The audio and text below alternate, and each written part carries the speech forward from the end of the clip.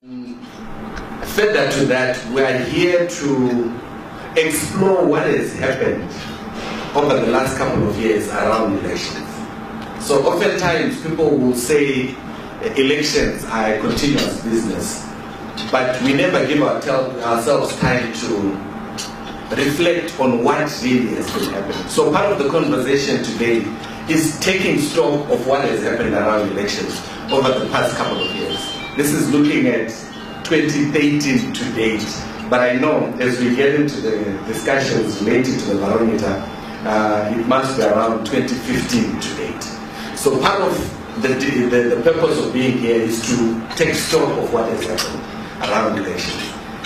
Part of the reason why we're also here and we've invited everybody in the room, including solution holders in our view, so people from the Zimbabwe Electoral Commission, people from Parliament, honorable members of Parliament, people from the Human Rights Commission. Part of the reason that we have brought everybody here together is to then have this exchange of ideas around what each of us have been seeing, because we tend to see different things when we assess the same thing.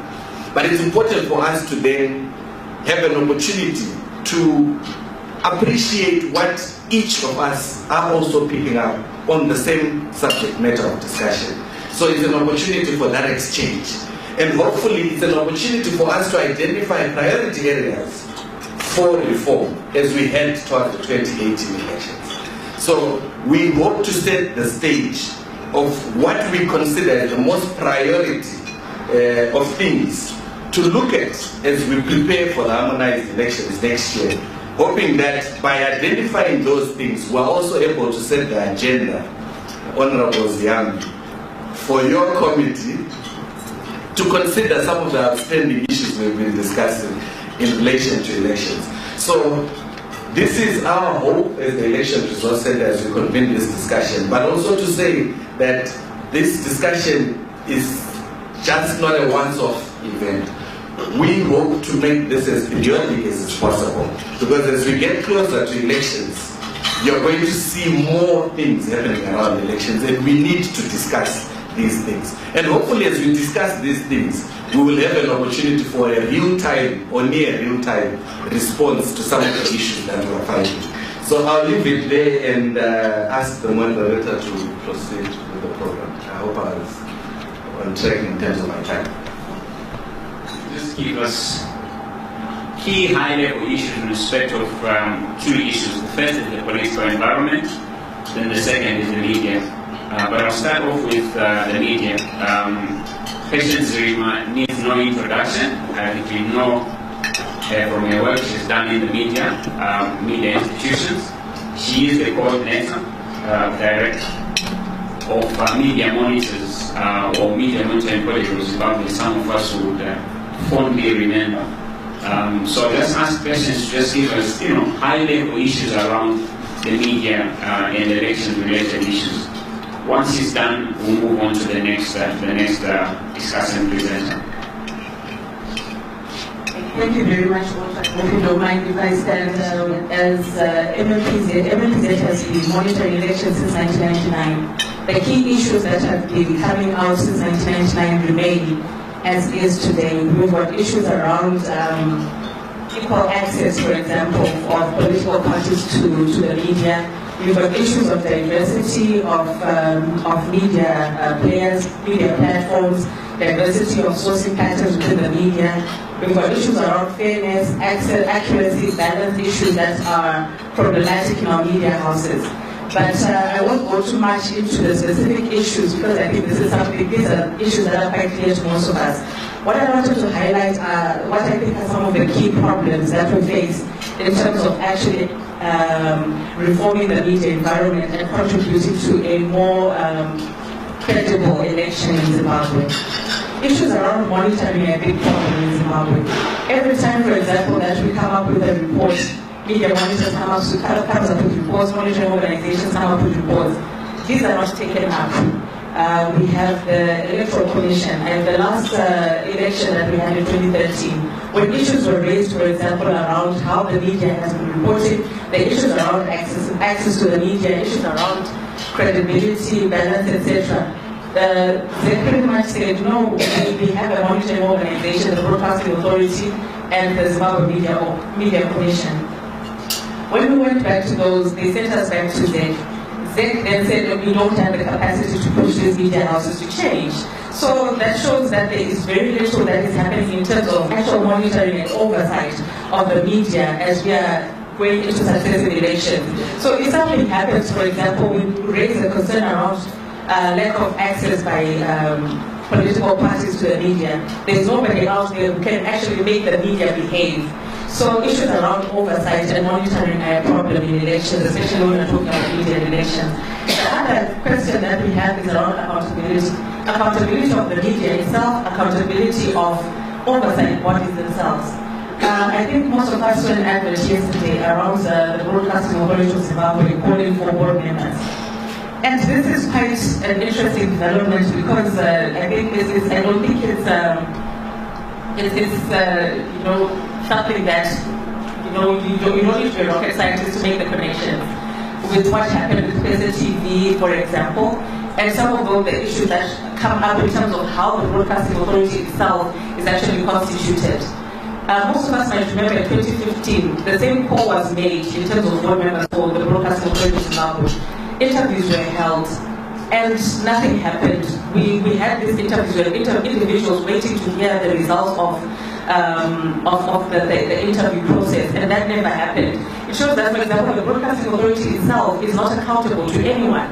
And how do we now expect it to be accountable to the public when they themselves are not accountable in terms of how they operate? We don't know how they operate, we don't know how they're actually appointing board members, and what the issues are in terms of the appointment of board members themselves. So when we have institutions that are supposed to have oversight over the media, such as the Broadcasting Authority of Zimbabwe, the Zimbabwe Media Commission, not being accountable themselves, we have a challenge there. And when now we ask them to actually have oversight over the media and how the media functions itself, then we have the same issues that we have in terms of capacity. They don't have the money to monitor properly, they don't have the capacity, or they don't have the power to actually make the media behave in a certain way. So I think that's the second challenge that we have. And then the last challenge that I want to point out is the issue around government and state control and the increased monopolies that are being created in the media today. When we look at the media, the majority of media houses that we have, whether you look at the ZBC, which controls television, it has an absolute monopoly of television in Zimbabwe. They control the 4 major national radio stations in Zimbabwe. Zim Papers, 51% owned by government. We have a strong hand of government in terms of how the media is run. And this for us is very problematic because the media themselves are supposed to promote certain, or they're supposed to be professional in terms of the way that they operate. They're supposed to be balanced, they're supposed to be accurate. And we find that especially with state-controlled and state-run broadcasters, state-run media, there is this I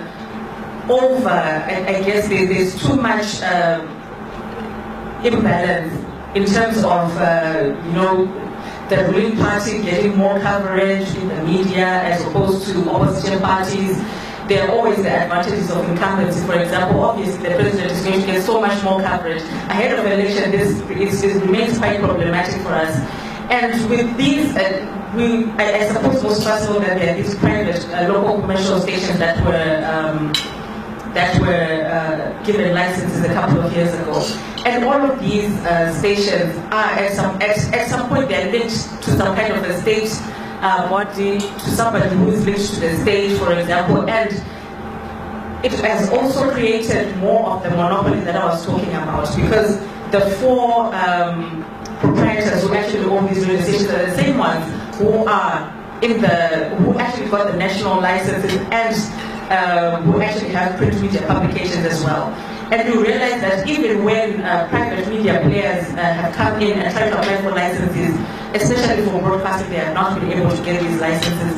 So this state control, in terms of the state is controlling the space, the state is the one that has the oversight of who is actually in there. They've got oversight on what exactly is coming out in the media. It becomes problematic ahead of elections, especially when you see that there is very little that is going to change as we are going into 2018. So I guess in terms of the overall media environment, we do have a big problem. We've got a problem of, like I said, monitoring, oversight, accountability of different institutions. So I think I'll just stop there. I won't go into too much more. Thanks, President. We'll have an opportunity to have a plenary after the second presenter is made his submissions. I'd like to introduce Rashid Malia, who is the director of Hill Zimbabwe Trust. Rashid is no stranger to some of us, or most of us, and the work that they are doing in terms of monitoring the political environment. So again, Rashid, I'll just ask you to focus on the very high-level issues in respect of what you're seeing on the ground and election-related aspects. Just observations that we've made at the local community level. There hasn't been anything really new in terms of the political environment.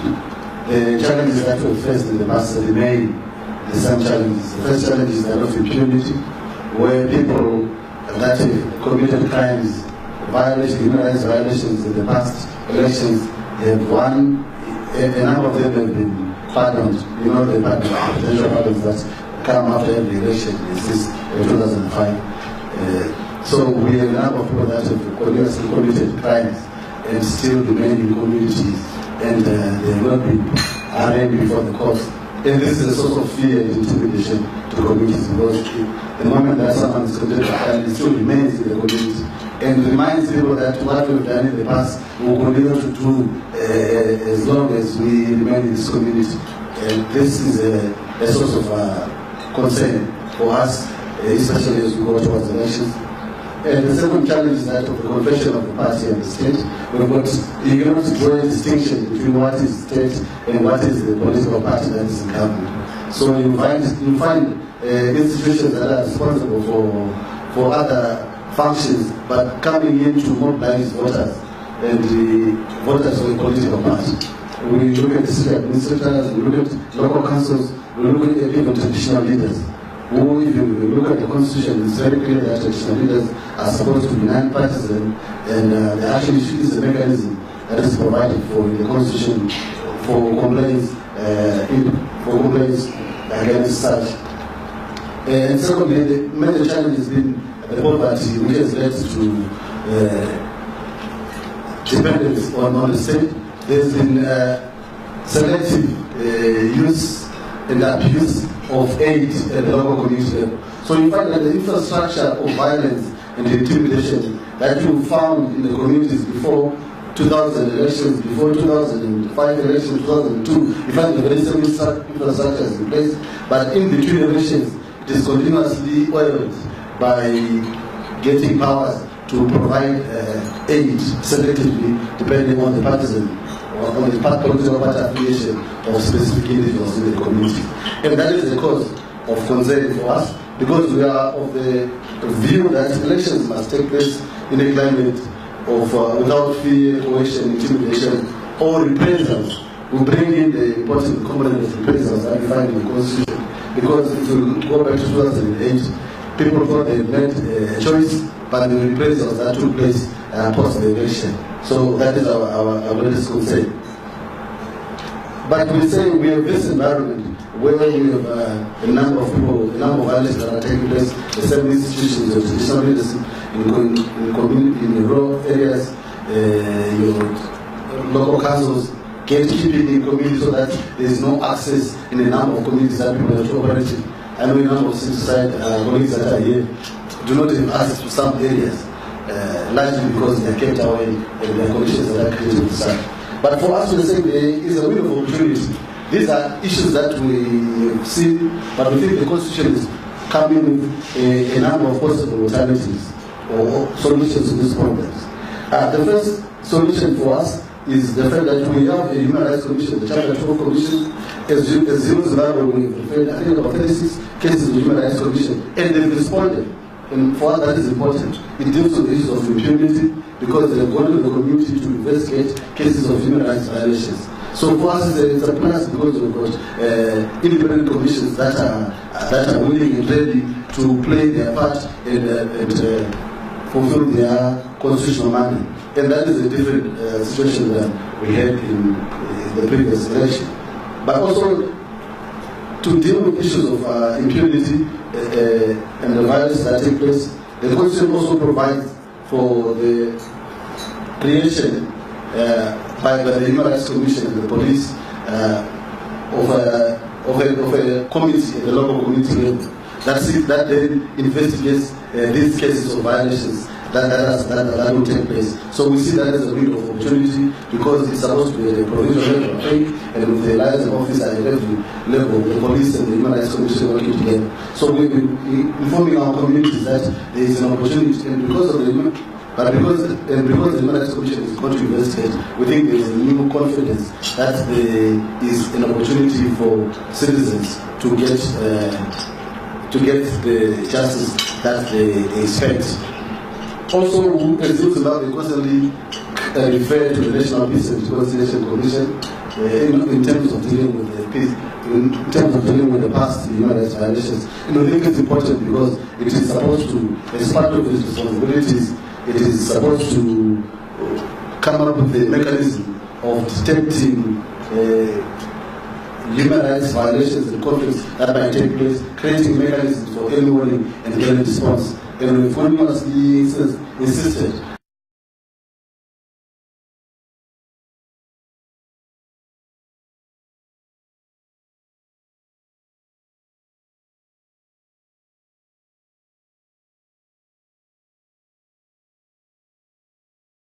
what I will give you just the observations that we've made at the local community level.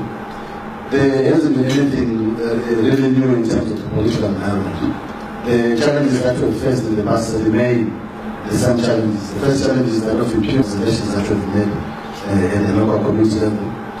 There hasn't been anything really new in terms of the political environment. The challenges that we've faced, observations that we've made at the local community level. There hasn't been anything really new in terms of the political environment.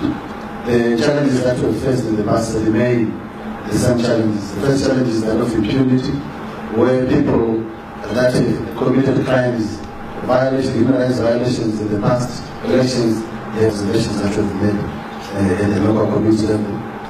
There hasn't been anything really new in terms of the political environment.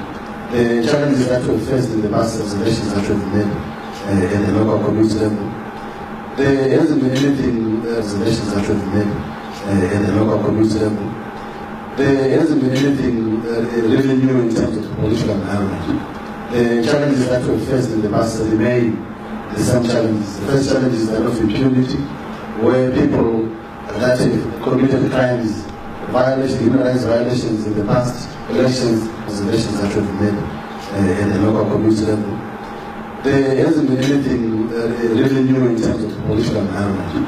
The challenges that we've faced in the past remain the same challenges. The first challenge is that of impunity, where people that have committed crimes, human rights violations in the past elections, have won, a number of them have been pardoned. You know, the presidential pardons that come after every election since 2005. So we have a number of people that have committed crimes and still remain in communities, and they have not been arraigned before the courts. And this is a source of fear and intimidation to communities, because the moment that someone is committed a crime, it still remains in the community and reminds people that what we've done in the past we will continue to do as long as we remain in this community. And this is a source of concern for us, especially as we go towards elections. And the second challenge is that of the confession of the party and the state. You cannot draw a distinction between what is state and what is the political party that is in government. So you find institutions that are responsible for other functions, but coming in to mobilize voters and the voters of a political party. We look at the city administrators, we look at local councils, we look at even traditional leaders. Who, if you look at the constitution, it's very clear that traditional leaders are supposed to be non-partisan, and there actually is a mechanism that is provided for in the constitution for complaints against such. And secondly, the major challenge has been the poverty, which has led dependence on the state. There's been selective use and abuse of aid at the local community level. So in fact, the infrastructure of violence and intimidation that you found in the communities before 2000 elections, before 2005 elections, 2002, in fact, the very same infrastructure is in place, but in between elections, it is continuously oiled by getting powers to provide aid selectively, depending on the partisan, or on the political party affiliation of specific individuals in the community. And that is the cause of concern for us, because we are of the view that elections must take place in a climate of without fear, coercion, intimidation, or reprisals. We bring in the important component of reprisals that we find in the Constitution. Because if we go back to 2008, people thought they made a choice, but the reprisals that took place post the election. So that is our greatest concern. But we say we have this environment where we have a number of people, a number of violations that are taking place, the same institutions, the traditional leaders in community, in rural areas, your local councils, gatekeeping in communities so that there is no access in a number of communities that people have to operate in. I know a number of civil society communities that are here do not have access to some areas, largely because they are kept away and their conditions that are created in society. But for us to say there is a window of opportunity. These are issues that we see, but we think the Constitution is coming with a number of possible alternatives or solutions to these problems. The first solution for us is the fact that we have a Human Rights Commission, the Chapter 12 Commission. As you know, we've referred, I think, about 36 cases in the Human Rights Commission, and they've responded.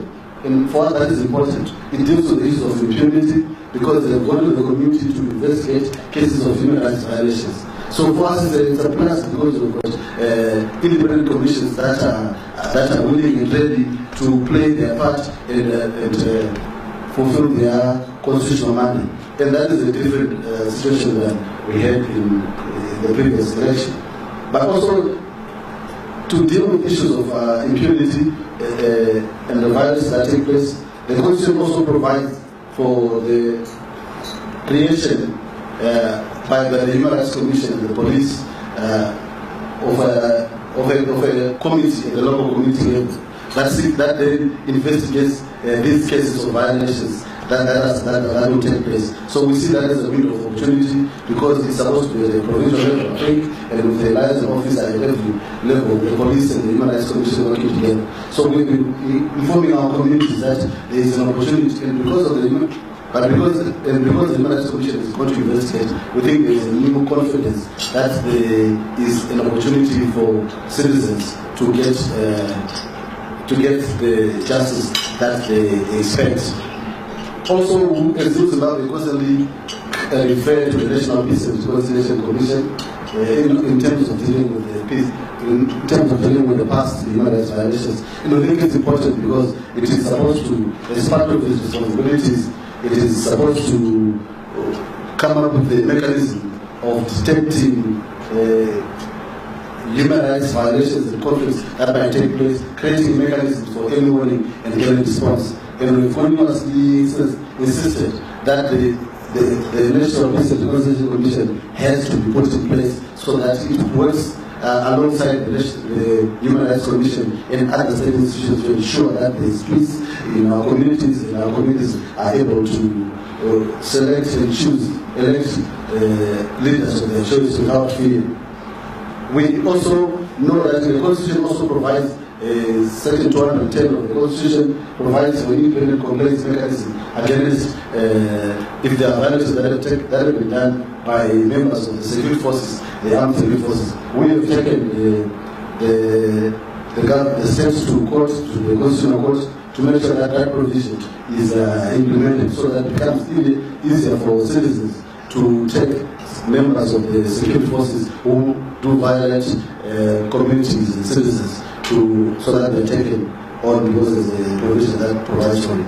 So from the work that we do, we are convinced that while there hasn't been any changes in the environment, but there are new provisions that will allow us to be able to work towards ensuring that citizens can choose and elect representative of their choice without fee. But we also appreciate that it goes beyond just the provisions of the Constitution, because we know there are many provisions that the Constitution provides that have not been implemented and that are constantly ignored. That then becomes the responsibility of civil society and media to ensure continuously insist that these provisions are implemented and citizens enjoy these rights. And also, we also encourage citizens and civil society organizations to work together at the local community level to organize communities so that they also inform communities so that the information of these rights that are provided for in the Constitution are also to ensure that they are better organized to demand these specific rights that are given. Thank you very much. Thank you, Rashid. I want to try to summarize what the two presenters have said.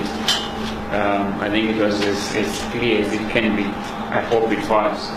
What we're going to try and do right now is just have a 10 to 15 minutes conversation, plenary. If there are any particular issues that have arisen from these two presentations that you would want to address, or questions that you want to present, now is the time. If there are any questions or comments. Yes. What I'll give you just observations. Mr. Speaker, Patience, I don't know, you spoke to the challenges that you have, and I was just wondering what recommendations would you have so that we can resolve some of these issues that you mentioned. And then to Mr. Mahia, thank you very much for your presentation. I think maybe from you, I think what would need in terms of solutions, what do you need for civil society to actually have space within the communities, because you highlighted that you have challenges because they are gatekeepers. So what mechanisms could possibly be implemented that could allow civil society to have space? The first. In relation to the media space, I think one of the shortcomings in the current regulations on the media, which were crafted by SEC, is that they do not contain punitive measures for violations, as a result of which they cannot really take the media head on. So I think there's need for those regulations to be revised. Then I also see that there was reference to the issue of the political space. The Constitution enjoined the state to ensure, under Section 7, I think, that the Constitution itself is publicized and that knowledge of its content is mainstreamed through the entire system, be it in schools and everywhere else. But this has not happened. As a result, public knowledge of the substantive content of human rights issues remains where it was before this Constitution, or just a few miles ahead of that. So I think those are issues that have not yet been attended to, which may need to be attended to. Recommendations. Some of them have issues, for example, that Rashid mentioned, the usefulness of the Chapter 12 commissions, the Human Rights Commission especially. In terms of the Human Rights Commission, some of the issues that can be looked at are issues, for example, around hate speech or intolerant language that is used by political parties when they are campaigning, and the role of the media in disseminating this information. My colleague from SAS mentioned the issue around the lack of punitive measures. Is one of the recommendations as well, to review the regulations and have some kind of punitive measures without, of course, criminalizing the media for the work that they do, so that we have to also be very careful around what exactly it is that we recommend. Some of the recommendations include the media, for example, having or taking away some of the concessions that sometimes the media enjoys when they operate. If there is a special tax, maybe withholding that for media houses, for example, that are not, especially around election periods, that are not abiding by the regulations themselves. We also need to have a more open and transparent appointment process for the Broadcasting Authority of Zimbabwe, and citizens just trying to ensure that the Broadcasting Authority of Zimbabwe, the Zimbabwe Media Commission themselves, are working the way they should by actually providing that kind of monitoring, continuously holding them to task around the processes that they undertake. And to ensure that we access communities and the political space better where there's gatekeeping. Initially, what we have done is also to ensure that we work with locally available, locally constituted social groups that make up the civil society of that specific and that becomes easier so that you're not parachuting yourself into communities, but you're working with organic structures within the community that are acceptable and do not have any take. Not that we justify criminalizing the local society, but actually as a way of trying to deal with that challenge. But I think they also came up with a solution, the education of the Constitution, so that people know their rights and the duties that the JPS have, and also their obligations as citizens. So for us it is also important to ensure that we do. But I think we need to, wherever possible, with the support of the Human Rights Commission and the independent commissions, to be able to go together in those communities, because you become you have the immunity that you cannot have. So it will be important to work together, go with the Human Rights Commission and the commissions into the communities, because you have access to them. That will allow us to access those communities at the future time.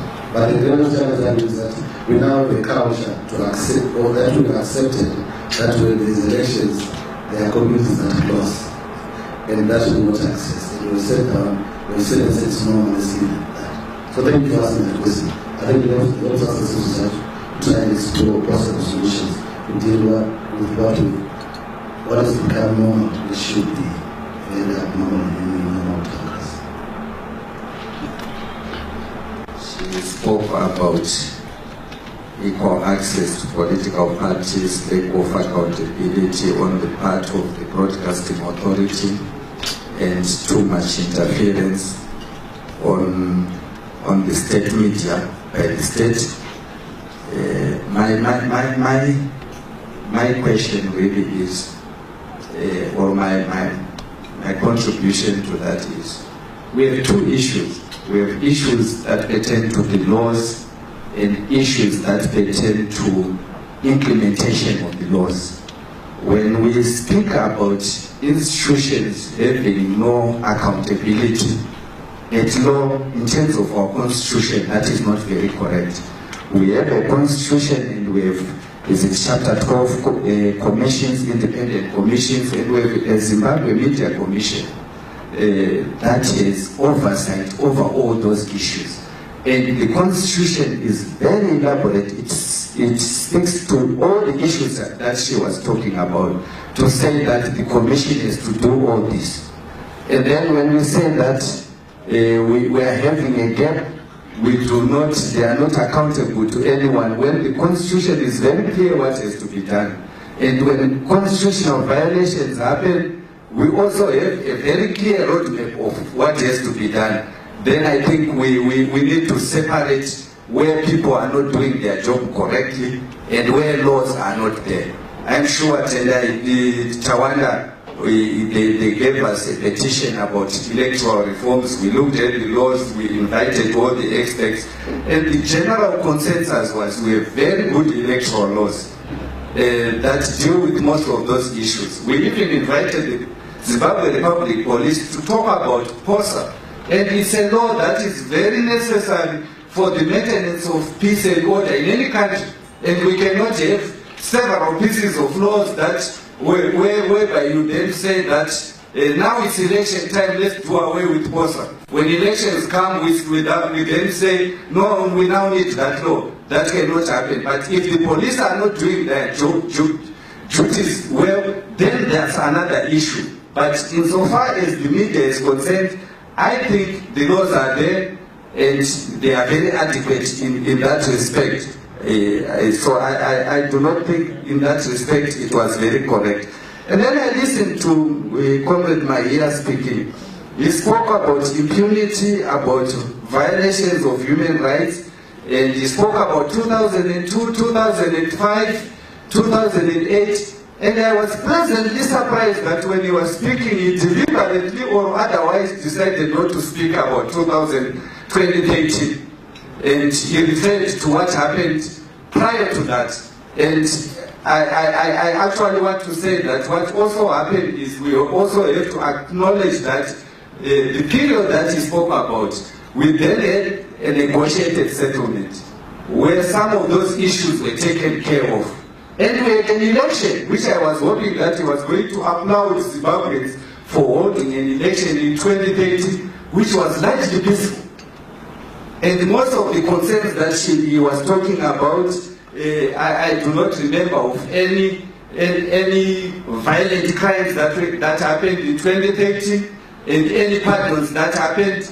And I think that is an improvement from what happened in the past. And therefore, I think it's also very good to acknowledge the good that we are doing as a country. We are continuously moving. We had a period whereby we had several disturbances. We sat down, we had a GNU, we created a new constitution, which I agree with Comrade Musiri that the task that you have as civil society is to educate people on the provisions of the new constitution. Even government needs to be educated about provisions of the new constitution so that they understand and appreciate the rights that have been bestowed by the constitution in that regard. So I think the largest, one of our major problems is when we adopted the new constitution, we didn't have this massive drive to educate our people about the rights that have been bestowed about in the constitution. Forget about the National Peace and Reconciliation Commission insofar as elections are concerned. We have the Zimbabwe Human Rights Commission. Everything that is supposed to happen, the Zimbabwe Human Rights Commission has oversight. Even the early detection warning signs, Zimbabwe Human Rights Commission, they can do that. But the National Peace and Reconciliation Commission, they have to deal with the past, not the present.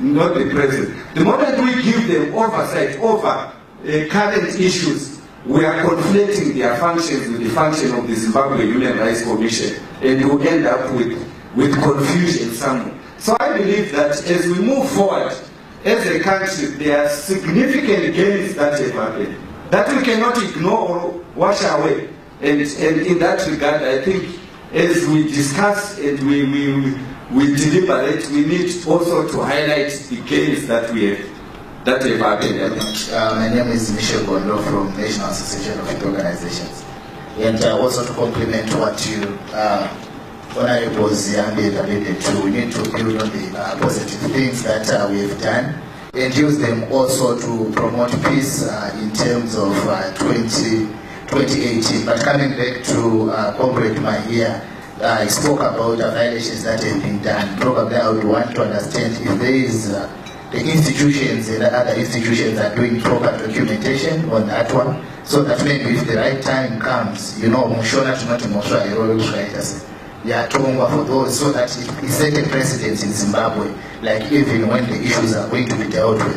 Then the second issue is about what the Judicial Service Commission, what I said that they have set or they are setting 3 judges to deal with political violence. To what extent for 2018 is going to help, especially if you look at the previous elections, they've been backlog in terms of political issues going to the courts. Is it going to maybe to be one of the fundamental instruments to deal with political violence, also to usher the issue of even a cautioning in terms of even people that are involved in violence? Thank you.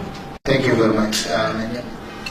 Issues of legislation pertaining to the media. I think the first point is that though he is very enthusiastic about these issues, the first issue is that the commission, ZMC, is moribund. There are no commissioners there. So there is no oversight whatsoever, which you are alluding to. Because the interviews were done and the commissioners were never appointed. So the tenure of those commissioners lapsed. And as we are waiting for a new commission to come into place, which leaves the the CEO, Dr. Mahoso, running riot by himself there. The second issue is that the Constitution itself then burdens the government to lead through Parliament, to lead the process of enacting and enabling legislation to give ZMC proper functioning, which means they acknowledge that the present laws do not enable it to function it properly. Mainly because IPA is conflating two issues. The first one is regulation of journalism, and the other one is regulation of access to information. And in the process, it reduces the efficiency of a constitutional body to function. So one, the commissioners are not there. Two, the enabling law is not there. Then we also need to address the issue that the laws are adequate.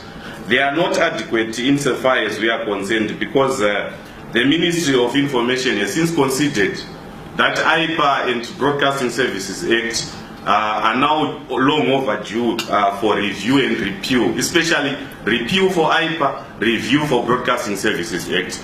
Broadcasting Services Act need review because it is no longer adequate to cover issues of digital migration, to cover issues of content production, to cover issues of the opening nature of broadcasting. You can see what is happening, the chaos that is happening in the broadcasting as we speak. So the ministry, firstly the minister himself, secondly the PEMSEC have considered before Parliamentary Portfolio Committee on Media that the laws are no longer adequate. Then we also have I think the issues of regulation we are sorted. We are now going to issue of ZBC. ZBC remains misplaced in our discussions because mainly, one, content production is weak. Secondly, interference. Thirdly, massive fraud is unearthed by the KPMG report. And then there is literally no direction. Its reach is supposed to reach the entire country, but its reach is minimized because of corruption, corporate governance issues that are at play. So ZBC is hamstrung to perform its duties. And in terms of the regulations, ZEC should have the powers to summon them so that they give them the schedule. How are they distributing airtime among political players? But they have not done so, and they will not do so because of the legislative issues. And my last issue is on the security of persons, security of journalists during elections. We have recorded many cases whereby they are very vulnerable to attacks. And why? Because the media is a soft target. Whenever political parties are fighting, they always take an easy route of scapegoats. That is the media, which is fanning the factionalism at a ruling party, at opposition level. So we hope that political parties will take it upon themselves to desist from attacking the media and promote their constitutional right. Only yesterday we had the minister threatening to descend on the media, the Minister of Home Affairs. And our response was that citizens and the media have got the right to express as guaranteed by the Constitution. Thank you. On issues of legislation. Committees in place, how functional they are is another issue, and how effective they were. But I want to give a further greater detail on that. And with Honorable Ziabu, with regards to the role of the MPS, it's not just, doesn't just look at the past, it also has the responsibility to deal with, to come up with an early warning, early response mechanism. If you go to the constitutional findings, it's clearly laid out. So it's that responsibility to detect issues, cases of potential conflict and violations that is going forward, but also to deal with conflicts that arise now. So if you look at the Constitution, you see that the NPRC is that responsibility. But I brought it again in terms of dealing with past violations, because the number of violations that we find in communities are perpetrated by the same people that perpetrated violence in 2008 and in the past, because they've not been accounted for. One is we appreciate the GNU, we appreciate the Constitution, we appreciate the movement and the progress that has been made. I think that still remains a sticking point if we want to have peaceful elections, and citizens are not scared or intimidated by the presence of perpetrators that continuously boast about being above the law. And so I think we need to look back at that and say there's need for us in our progress, in our progression, we need to deal with that. I think that's are we documenting? There are the number of organizations that are documenting the violations. We are also documenting Zimbabwe Peace Project documents of violations that are taking place. I think the lawyers also document. There are a number of organizations that document these violations that are taking place. Not only waiting for the appropriate time, but actually using it now, working with the Human Rights Commission and the other commissions that will need this information. So there is effort that is being put in place to ensure that this works. We've looked at 9 indicators which emanated from regional observers, SADC, AU and COMESA reports. And these 9 issues included voter registration, voter education, limited voter registration, poor voters show. They also included limited funding, excess printing of ballot papers, poor election timing. So out of the 9 issues, the first barometer indicated that only one has since been resolved by the coming in of the new constitution in 2018, which is the timing of elections.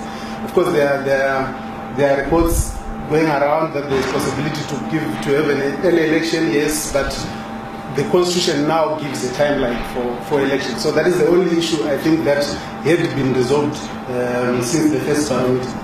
The second barometer now has reduced these issues to 9 issues, with the 4 indicators that we now cover are incorporating some of the 9 issues that were in the first barometer. For example, we find that we are now looking at the political environment, which encompasses hate speech, which was part of the first barometer, political intolerance, which was part of the first barometer. So this barometer looks at voter registration, voter education, access to media, and the political environment. Now, in carrying out this assessment, we used international principles, election management principles, regarding to each indicator, and we also used compliance to our laws, Zimbabwean laws, and sometimes the regional guidelines on democracy and elections. So this methodology looks primarily at these 2 issues: compliance to law and compliance to international best practice in terms of principles. Secondly, we used case studies of by-elections. So you find that what then comes out in the findings is based on the 6 by-elections.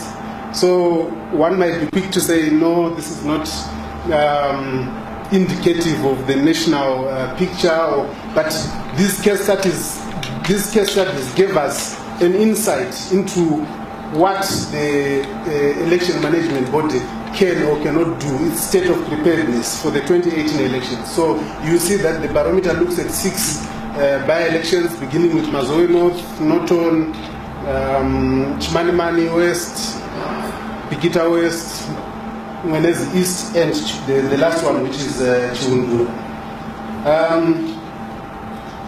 We also use the engagements that the election management body, ZEC, has had with civil society organizations, has had with media, has had with political parties, and also the mapping exercises that they did, the procurement exercises, to measure and gauge progress ahead of 2018.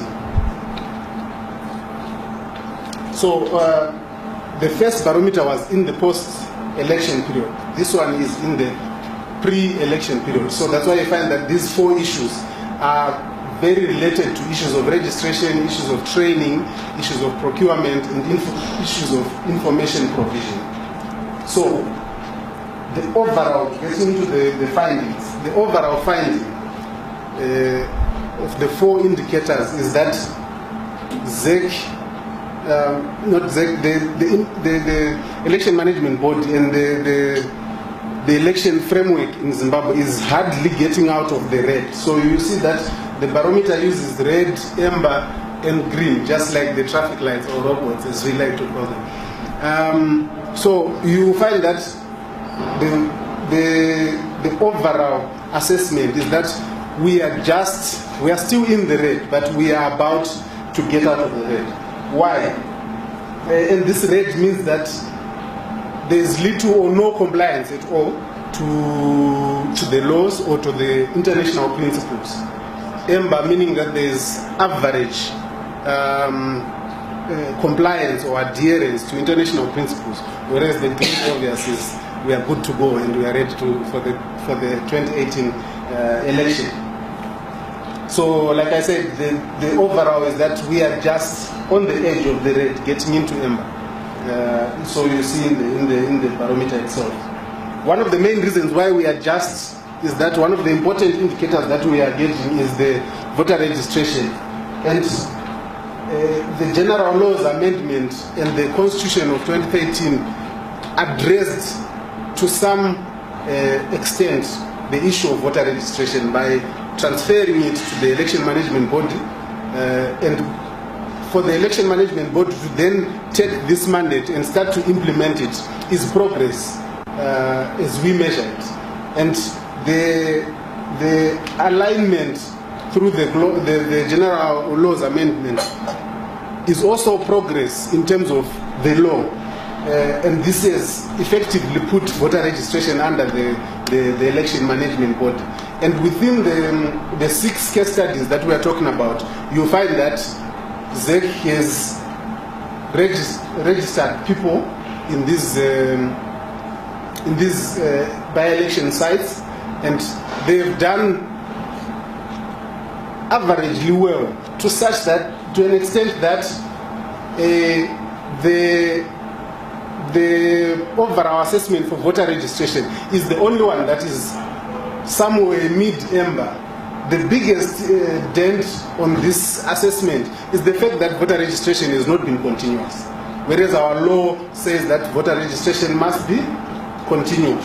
So this is the biggest dent of which, if you see that as we begin to roll out more barometers and more frequently as we go forward, you realize that as of 14 September, voter registration has become continuous. So we are likely to see more improvement in terms of the ratings of voter registration. Of course, other things being equal, adherence to international best practice. Looked at 9 indicators. Then, so I said this is very much in red. Then access to media. Thanks, Patience, thanks, Nkoma Tabani. I think it is clear that we are very much in the red in terms of compliance with the law and in terms of implementation.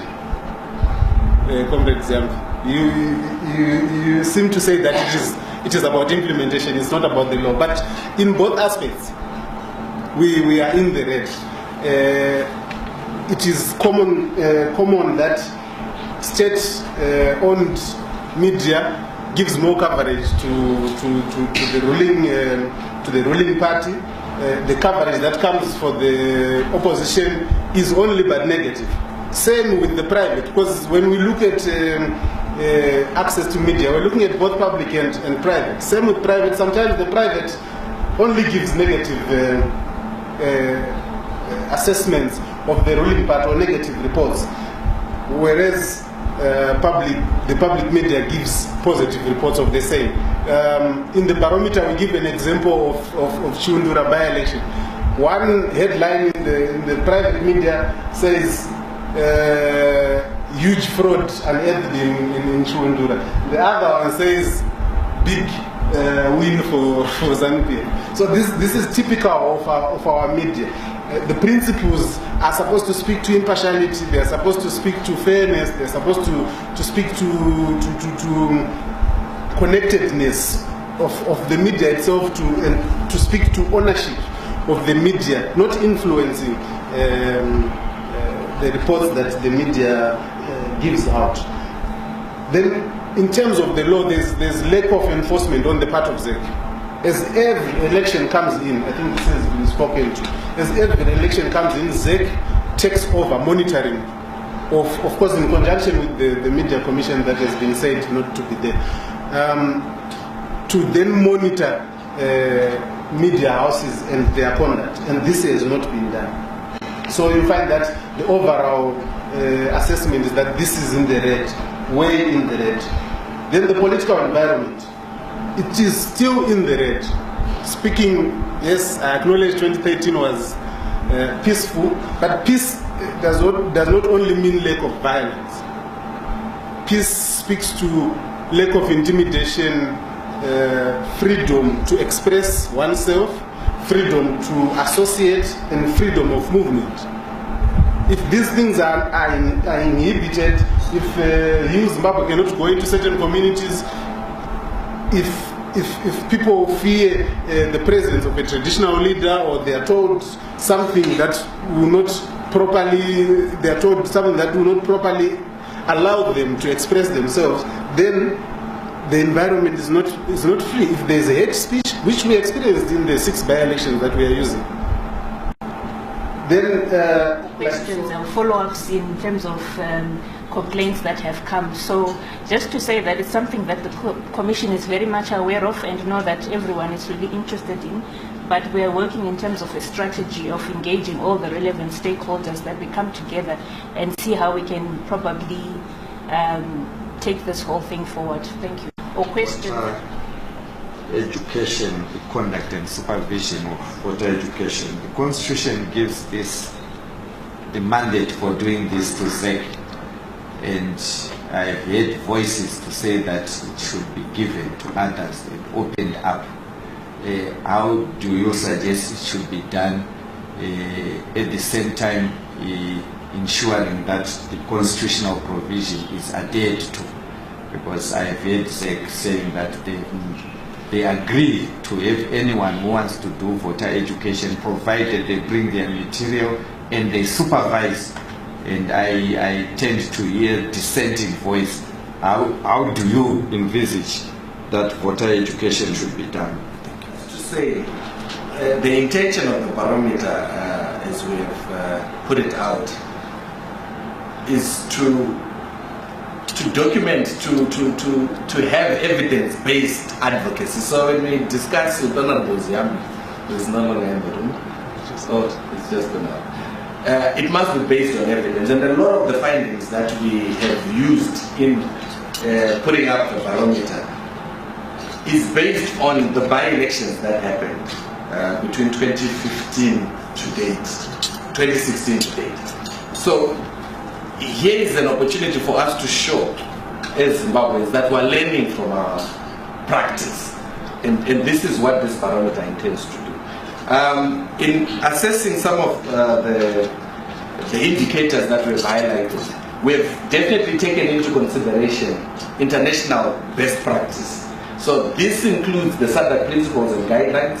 It also includes the African standards contained in the African Charter around democracy and elections. So these are important tools that we're using. And our argument is that Zimbabwe does not exist in a vacuum.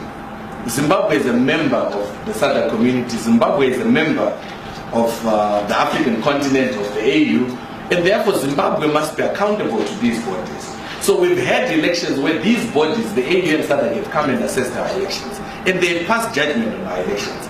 At times we rush to say that they said the elections were free and fair. But if you go through some of their reports and their findings, you actually find that they do raise concerns. And I hope the media will follow this up as part of the work relating to elections.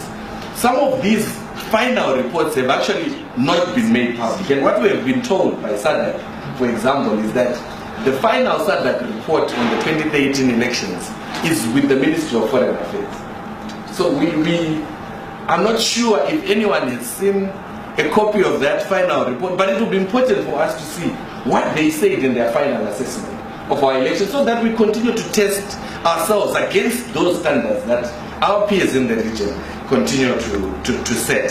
So that being said, I would want to thank you for coming through to join this discussion and this official launch of the barometer.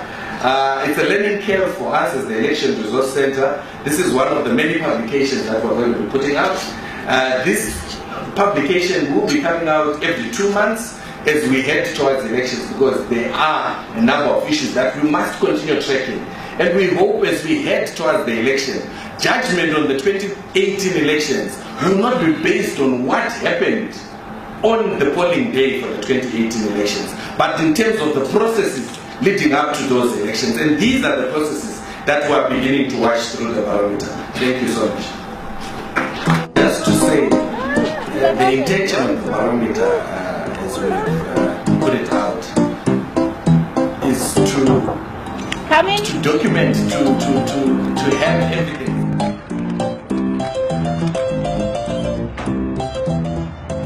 Hello. Hi. Interview, hey?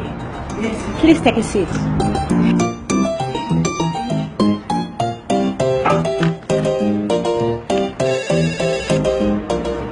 Hello? Hello, sir. The person is here. Okay, just bring her in. Okay, sir.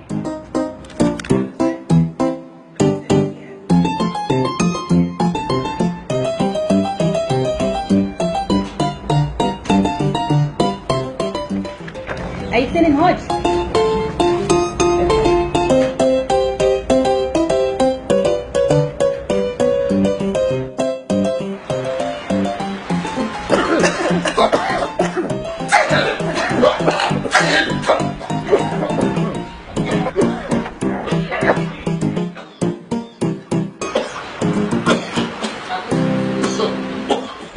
For gorgeous, elegant, and astounding look, modern women now use Pretty Women Cosmetics.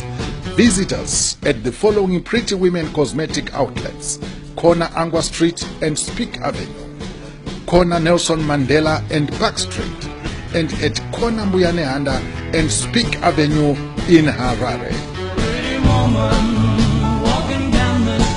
Pretty Women Cosmetics, where beauty begins. This livecast has been powered by Zim DITV News, a division of Sly Media Productions, specialists in social media streaming and in-house TV productions.